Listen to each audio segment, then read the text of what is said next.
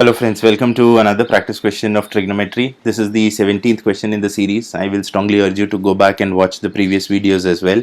The link to the entire playlist is down there in the description for your reference. Let's start solving this one. ये question NCERT text book का question है, बहुत ही आसान है. ध्यान रखिएगा, इस चैनल पर हम आपके लिए पुराने सालों में पूछे गए सारे क्वेश्चंस और एनसीईआरटी टेक्स्ट बुक के सारे क्वेश्चंस को सॉल्व करते हैं. तो प्लीज़ इस चैनल को सब्सक्राइब कीजिए और इन वीडियो सोल्यूशंस को अपने फ्रेंड्स के साथ भी ज़रूर शेयर कीजिए. चलिए इस क्वेश्चन को सॉल्व करते हैं. अब क्वेश्चन कह रहा है कि 15 cot A is equal to 8. Okay, तो 15 cot of A is equal to 8 and we have to find the value of sin A and sec A. So what we find from what is given to us is that cot A is equal to 8 upon 15. Now always remember that these values are ratios. Okay, ये जो sin cos tan ये सारी values होती है ना, ये एक ratio होती हैं. और जब भी हमें रेशियो दिया जाता है ना, हमारे लिए सबसे अच्छा या सबसे आसान काम होता है कि आप एक इसका ट्राइंगल बना लीजिए. ठीक है, let me call this triangle as ABC and let this be angle A. अभी कह रहा है कि cot A इज 8/15. ठीक है, तो cot A क्या होगा? cot A होगा base upon perpendicular is equal to 8/15. अब एक बड़ा सिंपल सा काम कीजिए कि जब भी आपको बेस दिया हुआ है और परपेंडिकुलर दिया हुआ है रेशियो के फॉर्म में, तो आप बेस को लिख सकते हैं 8k. एक रैंडम कांस्टेंट है. ठीक है, एक रैंडम कांस्टेंट है जिसका वैल्यू है 8k. ये बेस का वैल्यू है और परपेंडिकुलर का वैल्यू आप ले लीजिए 15k. ठीक है, अब क्या होगा कि आप हाइपोटेन्यूज का वैल्यू निकाल लीजिए. जब आप हाइपोटेन्यूज का वैल्यू निकालेंगे तो वो k के टर्म्स में निकल के आएगा. वो कैसे निकल के आएगा? हमको पता है कि हाइपोटेन्यूज का स्क्वायर होता है परपेंडिकुलर का स्क्वायर प्लस बेस का स्क्वायर, और परपेंडिकुलर को हमने माना हुआ है 15k इसका होल स्क्वायर, प्लस बेस को हमने माना हुआ है 8k तो इसका होल स्क्वायर.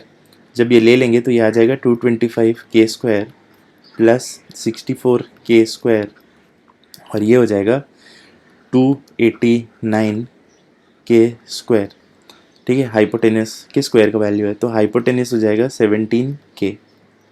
289 का स्क्वायर रूट 17 होता है, k का स्क्वायर रूट k होता है, तो हाइपोटेन्यूस आ गया 17k. तो मैं यहाँ पे 17k लिख देता हूँ. अब एक बार मैंने ये सब कुछ कर लिया है, अब मेरे लिए साइन ए और कॉस ए निकालना कोई बड़ी बात नहीं है. साइन ए होता है परपेंडिकुलर अपॉन हाइपोटेन्यूस. परपेंडिकुलर हमने क्या माना था? 15k, क्योंकि क्वेश्चन में दिया हुआ था. हाइपोटेन्यूस हमने क्या माना था? 17k. तो ये फाइनल आंसर हो गया 15/17. ये हो गई साइन ए की वैल्यू. ओके, 15/17. और दूसरी चीज़ ये बोल रहा है निकालिए sake of A. Sake of ए होता है हाइपोटेन्यूस अपॉन बेस या फिर 1/cos ए. अब हाइपोटेन्यूस हमने माना था 17k और बेस हमने माना था 8k, तो ये हो गया 17/8. k जो है वो कैंसिल हो गया. अब ध्यान रखिएगा कि ये k मैंने सिर्फ इसलिए यूज़ किया था क्योंकि मैं इसे रेशियो लिखना चाहता था. काफ़ी सारे लोग और काफ़ी सारी बुक्स में इसे सीधा 8 और 15 लिख देते हैं. वो अज्यूम कर लेते हैं कि k की वैल्यू 1 है. आप k को कुछ भी अज्यूम कर सकते हैं, उससे कोई फ़र्क नहीं पड़ता है, क्योंकि फाइनली इवेंचुअली जो k है वो हर जगह से ऐसे कट जाता है. ठीक है, बट राइट तरीका ये है, और ये राइट तरीका इसलिए है क्योंकि cot A, sin A, cos A ये सारी जो वैल्यूज़ होती हैं कि हमेशा एक रेशियो होती हैं. Ratio for all you know, इसकी एक्चुअल वैल्यू 16 और 30 भी हो सकती थी. यानी कि ये एक्चुअल जो बेस है वो 30 हो सकता था और 16 हो सकता था, और एक्चुअल जो परपेंडिकुलर है वो 30 हो सकता था. I hope you found the solution useful. Do like, share, comment and subscribe. In case you want me to solve any other questions for you, do put down your queries at the WhatsApp number mentioned in the description. Till then, keep working hard, keep practicing hard. Cheers and God bless.